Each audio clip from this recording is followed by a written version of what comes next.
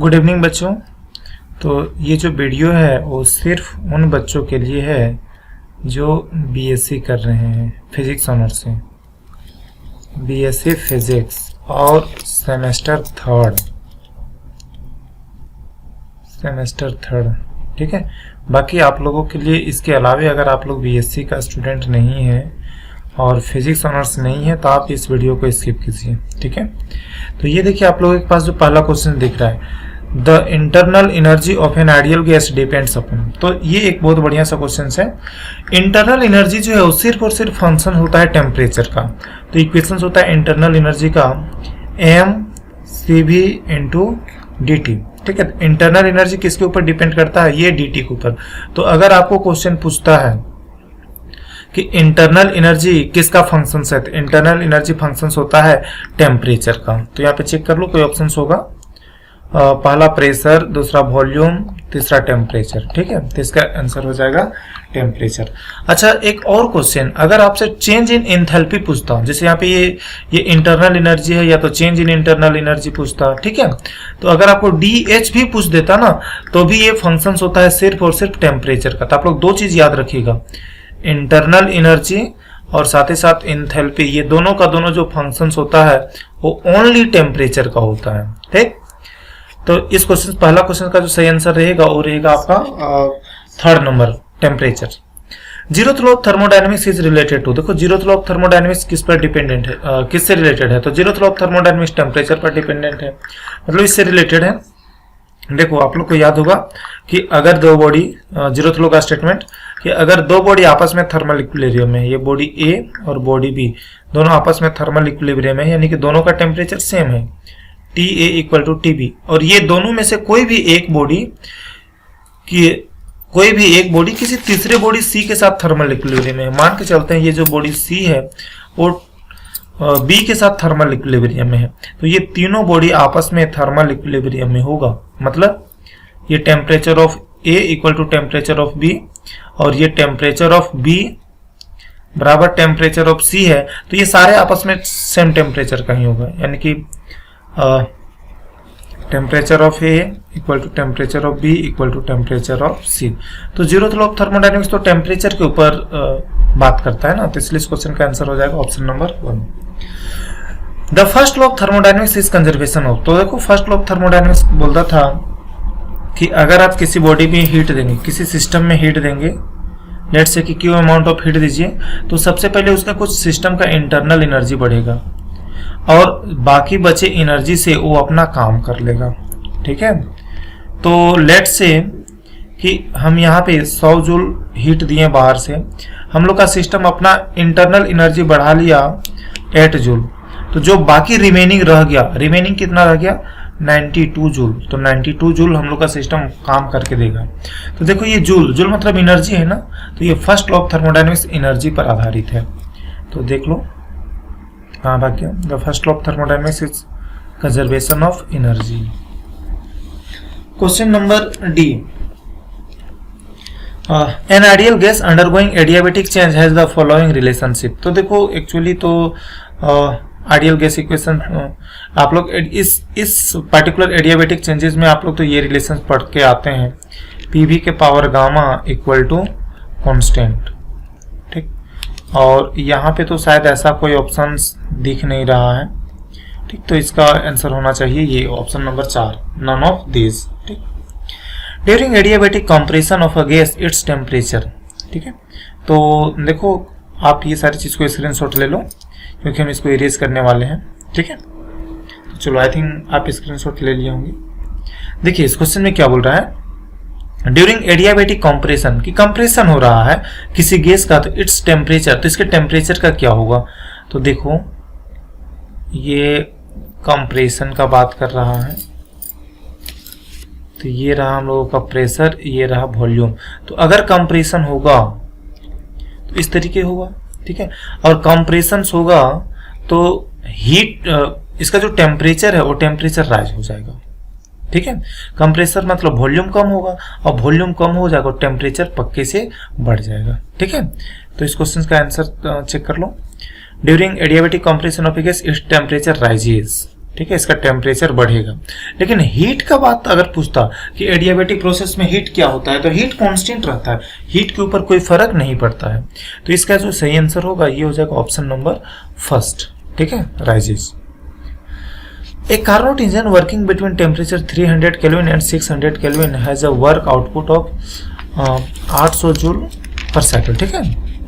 The amount of heat energy supplied by the source in each cycle is, पहले देख लो, आपके पास efficiency निकालने का दो फॉर्मूला है, ठीक। एफिशिएंसी बराबर 1 माइनस T2 बटा T1, आपके पास ये फॉर्मूला रहा। और एक एफिशिएंसी बराबर होता है कि हमें वर्क कितना मिलता है और उस वर्क के लिए हम कितना हीट देते हैं। तो आप लोग ऐसा करो, ये दोनों ही इक्वेशन से आप लोग एफिशिएंसी निकाल लो, ठीक है, और उसके बाद कंपेयर कर देना, आपको वैल्यू मिल जाएगा। तो ये दो टेम्परेचर में जो आप लोग को बताए थे, जो कम टेम्परेचर रहता था वो T2 और जो ज़्यादा टेम्परेचर रहता था वो T1। तो देखो T1 का वैल्यू आपको दिख जाएगा 600 केल्विन और T2 का जो वैल्यू आप देखेंगे वो आपको दिख जाएगा 300 केल्विन, ठीक है। वर्क आउटपुट यानी कि आपको W का वैल्यू दे करके रखा है और W का वैल्यू दिया हुआ 800 जूल पर साइकिल। तो पहले आप इस टेम्परेचर लिमिट से ना एफिशिएंसी निकाल लीजिए। तो एफिशिएंसी बराबर हो जाएगा 1 माइनस T2, T2 की जगह पे 300 है बटा T1, T1 की जगह पे आपको दिख रहा होगा 600, ठीक है। 2 0 के साथ ये 2 0 कट जाएगा, 3 1 जा 3, 3 2 जा 6, तो ये आ गया 1 माइनस 1/2, यानी एफिशिएंसी आ गया। इसको आप घटाएंगे तो आएगा 1/2, ठीक है। अब देखो, अगर आप यही वाला वैल्यू यहाँ पे पुट करेंगे, जो एफिशिएंसी इतना आया है, तो एफिशिएंसी का आप यहाँ पे पुट कर दो, ये वाली इक्वेशन तो ऊपर वाली इक्वेशन में है ना, तो इसका वैल्यू आप पुट कर दो यहाँ पे, तो आपको मिलेगा एफिशिएंसी का वैल्यू 1/2 और ये W हीट मतलब वर्क दिया हुआ है 800, हीट मतलब Q, आप क्रॉस मल्टीप्लाई कर दो, तो Q बराबर 800 गुना 2, दोनों को गुना कर देंगे तो आ जाएगा आपका 1600 जूल, ठीक है। तो हीट सप्लाई कितना होगा 1600 जूल। कोई ऐसा ऑप्शन दिख रहा है? हाँ, ये रहा ऑप्शन नंबर 3, ठीक। तो अगर आपके एग्जाम में इसके अलावा कुछ दूसरा क्वेश्चन रहेगा, टेम्परेचर से लिमिट अलग रहेगा, तो आप लोग यही वाली फॉर्मूला यूज कर लेना, ठीक है। स्क्रीनशॉट ले लीजिए इसका भी। The efficiency of all reversible heat engines working between same source and sink। देखो ये ना कार्नोट्स थ्योरम में इसके बारे आप लोग पढ़े थे कि कार्नोट थ्योरम में ये बोलता था कि देखो कार्नोट थ्योरम में दो लॉज हैं, तो आपके सिलेबस में तो एक ही लॉ पढ़ना था, लेकिन यहाँ पे क्वेश्चन दोनों से दे दिया है, कोई बात नहीं। देखो ऊपर में टेम्परेचर T1 और नीचे है टेम्परेचर T2। इसका कहना ये है कि मान लो यहाँ पे कोई एक इंजन है, ये एक रिवर्जिबल इंजन है और ये एक इरिवर्जिबल इंजन है, एक रिवर्जिबल इंजन और एक इरिवर्जिबल इंजन। अगर सेम टेम्परेचर के बीच में काम कर रहा है तो हमेशा एफिशिएंसी जो रहेगा वो रिवर्जिबल इंजन का ज़्यादा रहेगा और इरिवर्जिबल इंजन का एफिशिएंसी कम रहेगा, ठीक है। और फिर इसमें जो सेकंड थ्योरम था कार्नोट का, उसका ये कहना है कि मान लो यहाँ पे the efficiency of all reversible engine, ठीक है। मान लो ये दो टेम्परेचर है T1 और T2। अब यहाँ पे हम लोगों के पास ढेर सारे रिवर्जिबल इंजन है। मान लो ये रिवर्जिबल इंजन A है, ये B है और ये C है। याद रखना है ये तीनों का तीनों रिवर्जिबल इंजन है, ये भी रिवर्जिबल इंजन, ये भी रिवर्जिबल इंजन, ये भी रिवर्जिबल इंजन। तो जितने सारे रिवर्जिबल इंजन होते हैं अगर सेम टेम्परेचर के लिमिट पर काम करेंगे तो सबका एफिशिएंसी जो रहेगा वो हमेशा सेम ही रहेगा, ठीक है। तो एफिशिएंसी का बारे में बात कर रहा है। अब यहाँ पे बोल रहा है कि reversible all reversible heat engine, यानी कि दो टेम्परेचर लिमिट के बाद दो टेम्परेचर के लिमिट में बहुत सारे हीट इंजन काम कर रहे हैं और सारे के सारे रिवर्जिबल हैं, तो सबका एफिशिएंसी सेम होगा, ठीक है। तो आ जाएगा is same, efficiency is same, यानी पहला आंसर सही होगा। अगर इसी क्वेश्चंस में बोलता कि एक रिवर्जिबल है और एक इरिवर्जिबल इंजन है और दोनों सेम टेम्परेचर पर काम कर रहा है, सेम टेम्परेचर लिमिट पर काम कर रहा है, तो रिवर्जिबल इंजन का एफिशिएंसी ज्यादा हो जाता और इरिवर्जिबल का कम हो जाता, ठीक है। चलो next question, the gain in entropy of working substance in Carnot cycle is. इसको अच्छे से याद रखना कि एंट्रोपी चेंज ना एक्चुअली कार्नोट साइकिल में कुछ नहीं होता है। अगर कुछ नहीं होगा तो ये हो जाएगा 0, डेल्टा एस का वैल्यू 0। अच्छा, एक और चीज याद रखना ना कि जितना सारा रिवर्जिबल प्रोसेस होगा, जितना रिवर्जिबल प्रोसेस होगा वो सारे के सारे में आपको change in entropy, delta S मतलब चेंज इन एंट्रोपी, इसका वैल्यू आपको 0 मिलेगा। और अगर आप लोग जानेंगे ना तो कार्नोट साइकिल एक रिवर्जिबल साइकिल है। कैसे रिवर्सिबल साइकिल है, मैं यहाँ पे थोड़ा सा फिगर बना करके दिखा देता हूँ। ये हम लोगों के पास P रहा, ये हम लोगों के पास V रहा। उसके बाद शायद वॉल्यूम एक्सिस नहीं दिख रहा होगा, ये भी रहा, ठीक है। तो ये इस तरीके से ग्राफ, ये रहा 0.1, 0.2, 0.3, 0.4, ये वाला होता है रिवर्सिबल आइजोथर्मल प्रोसेस, आइजोथर्मल प्रोसेस, ठीक है। और ये वाला जो होता है वो रिवर्सिबल एडियाबैटिक एक्सपेंशन, ठीक है। और इस प्रोसेस में जो देखने को मिलता है 3 से 4, ये रहता है अगेन रिवर्सिबल एडियाबैटिक, रिवर्सिबल आइजोथर्मल, लेकिन यहाँ पे दब रहा तो ये हो जाएगा कंप्रेशन प्रोसेस। और यहाँ पे ये फैल रहा था, 1 से 2 फैल रहा था ना, तो ये आ जाता है एक्सपेंशन प्रोसेस, ठीक है। और ये वाली जो प्रोसेस दिख रहा है यहाँ पे 4 से 1, ये है आपका रिवर्सिबल एडियाबैटिक कंप्रेशन। तो आप यहाँ पे क्या देख रहे हैं कि सारे प्रोसेस में रिवर्सिबल है, यहाँ भी रिवर्सिबल, इसमें भी रिवर्सिबल, और रिवर्सिबल प्रोसेस का एंट्रोपी चेंज हमेशा होता है 0, ठीक है। अब अगर इरिवर्सिबल रहता तो इरिवर्सिबल प्रोसेस के लिए एंट्रोपी चेंज जो होता है वो ग्रेटर देन 0 होता है, ठीक। अच्छा, एंट्रोपी चेंज कभी भी नेगेटिव नहीं हो सकता, delta is less than equal to 0, ये नॉट पॉसिबल। तो 2 ही चीज हो सकता है, सिस्टम का एंट्रोपी या तो 0 हो सकता है या तो ग्रेटर देन 0 हो सकता है, ठीक है। 0 होगा रिवर्सिबल प्रोसेस के लिए और इरिवर्सिबल प्रोसेस के लिए ग्रेटर देन 0 हो जाएगा। तो यहाँ पे क्या था, the gain in entropy of working substance in Carnot cycle में एंट्रोपी चेंज होगा 0, कारण कि ये रिवर्सिबल साइकिल है, ठीक है। देखो अब यहाँ पे ये दूसरा मॉडल पेपर का दूसरा सेट का क्वेश्चन है आप लोगों का, जो पहले पूछा था 2016-19 में, ये है 2016-19 वाला, ठीक है। Out of the following physical quantity that relates with the first law of thermodynamics, आपको फर्स्ट लॉ ऑफ थर्मोडायनेमिक्स बोलता है तो ये एनर्जी के ऊपर काम करता था, ठीक है। तो ये राइट हो जाएगा option number 3। Transfer of heat from a body at lower temperature to a body at higher temperature. देखो बोल रहा है कि हीट का ट्रांसफर करना है लो टेम्परेचर से हाई टेम्परेचर में। तो आप लोग जानते हो ये टेम्परेचर लिमिट होता है, ऊपर वाला टेम्परेचर T1, नीचे का टेम्परेचर T2।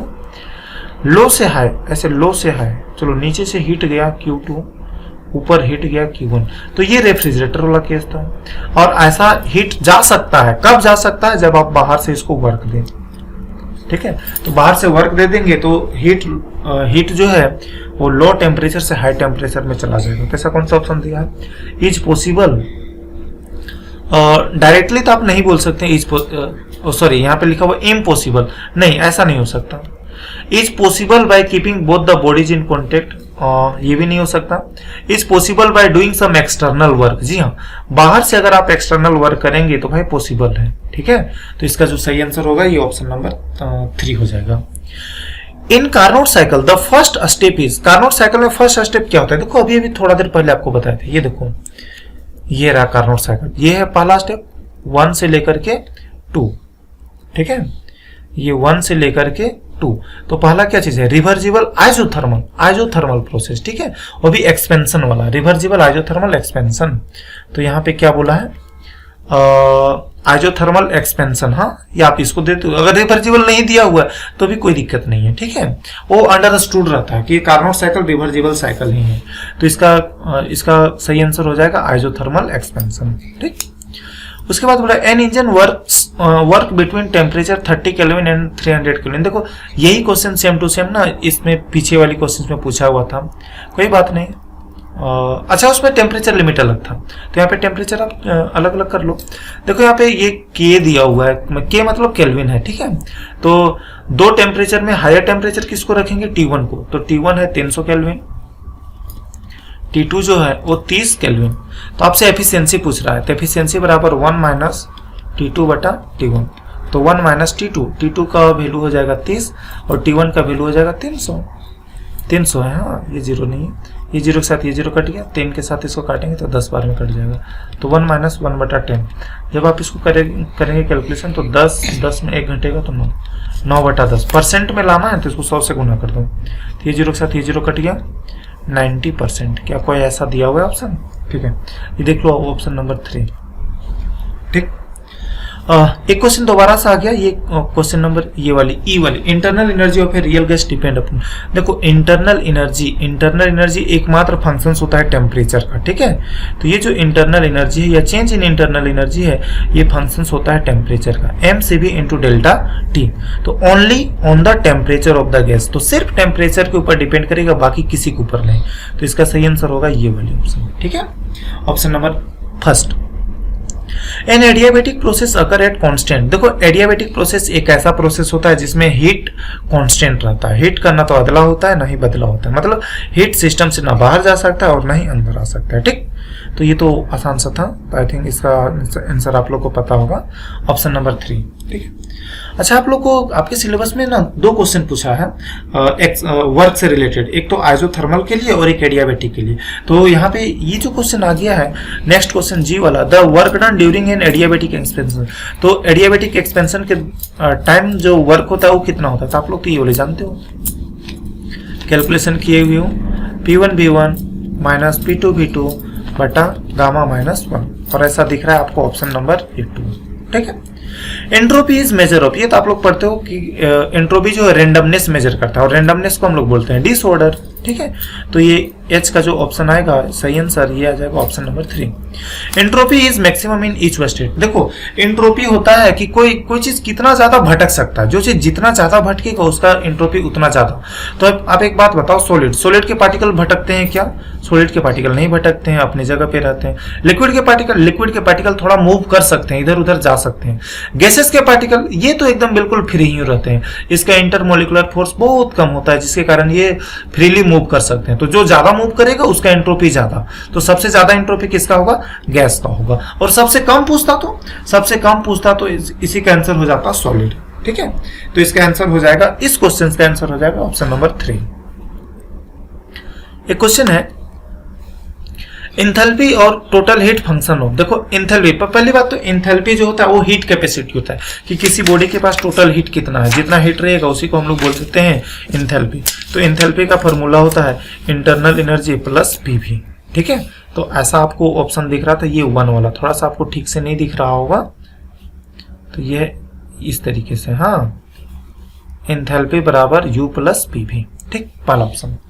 ये क्वेश्चन नंबर जे ना शायद आप लोग जरूर जानते होंगे कि Cp माइनस Cv, तो ये तो मेयर्स इक्वेशंस होता है, आप लोग जानते हो। Cv माइनस Cv जो होता है वो आइडियल गैस इक्वेशन, ये R के बराबर होता है। मेयर इक्वेशन तो ये बोलता है Cv minus Cv equal to R।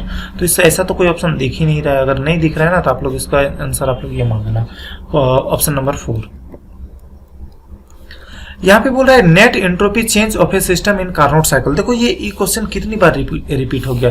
देखो कार्नोट साइकिल एक रिवर्जिबल साइकिल है, और रिवर्जिबल साइकिल में चेंज इन एंट्रोपी का वैल्यू जो होता है वो 0 होता है। तो पहला क्वेश्चन का जो आंसर होगा वो 0। ठीक है, which of the following cycle is reversible process. देखो रिवर्जिबल, यही क्वेश्चन बोला, देखो पहला और दूसरा में कोई फर्क नहीं है। यहाँ पे पूछ रहा है कि कौन ऐसा साइकिल है जो दिखा रहा है रिवर्जिबल साइकिल। तो रिवर्जिबल साइकिल में एंट्रोपी चेंज 0। अब देखो एंट्रोपी चेंज आप ऐसे ds से भी लिख सकते हो, या तो फिर आप डेल्टा s से भी लिख सकते हो। तो देखो यहाँ पे लिख रहा है ds इक्वल टू 0, यानी कि ये दूसरा हो जाएगा सही।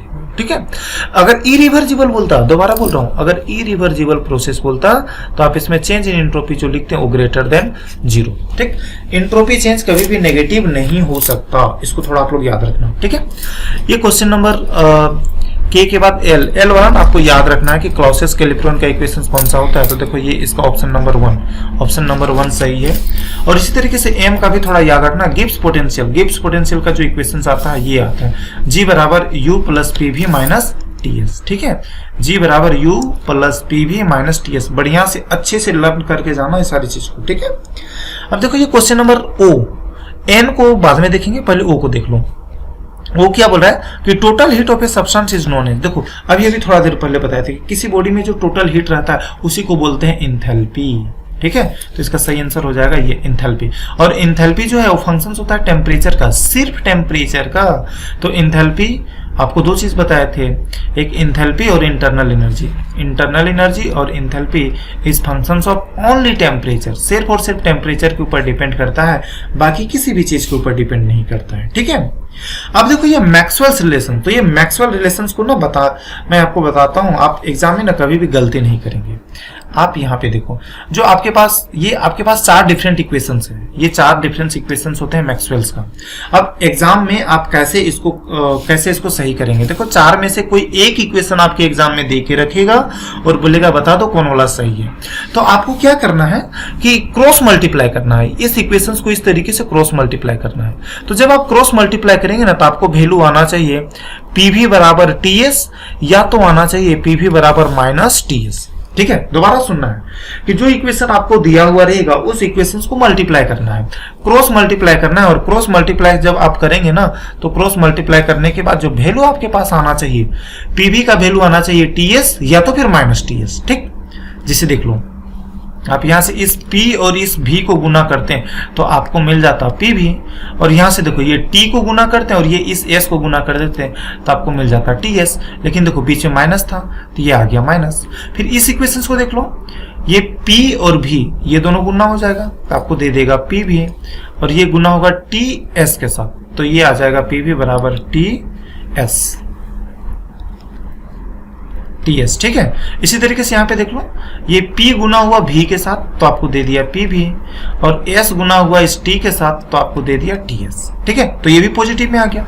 यहाँ देख लो, P गुना हुआ V के साथ तो आ गया PV, और ये T गुना हुआ S के साथ तो ये आ गया माइनस TS। ठीक, तो आप एक चीज नोटिस किए ना कि आप क्रॉस मल्टीप्लाई कर देना, PV बराबर अगर TS और माइनस TS आ गया तो जान लेना वही इक्वेशन आपका सही है।